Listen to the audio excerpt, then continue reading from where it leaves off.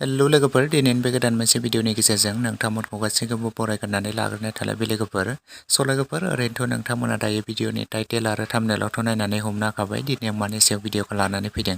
लोगोफोर, सिबुं प्रडाक्शन बेनारनिफ्राय दिहुनजानाय मोनसे गोदानै आपकामिं अफिसियेल बड' मिउजिक भिडिअआ थाबैनो फैनो थांगासिनो दं लोगोफोर। जाय मिउजिक भिडिअनि टाइटेल आरो थाम्बनेइलनि मुङा मा आरो बे मिउजिक भिडिअ गाहायै सोर सोर फाव खालामनायखौ नुनो मोनगोन नोंथांमोना आबुङै मिथिनो थाखाय जोबजासे नायलांदो।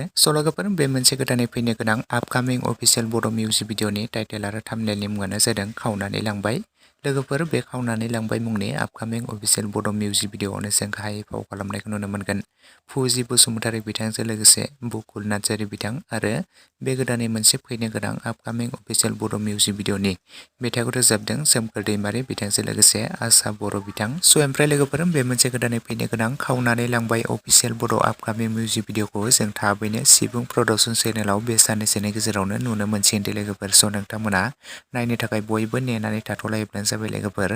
आरो सोर सोर नायनो एक्साइटेड कमेन्ट सेक्सनाव लिरना फोरमायहरदो। बे मोनसे गोदानै फैनो गोनां आपकामिं अफिसियेल बड' मिउजिक भिडिअनि गुसुं गुसुं मेथाइया दायो गोबां ट्रेन्डिं सोलिगासिनो दंखायो। फेसबुक, इन्स्टाग्रामफ्राव गोबाङानो रिल्स खालामगासिनो दंखायो। नोंथांमोना बयबो नुखादों गोबां ट्रेन्डिं सोलिदों बे मेथाइया। गोबां मोजां जागोन बायदि मोनदों बे मिउजिक भिडिअआ।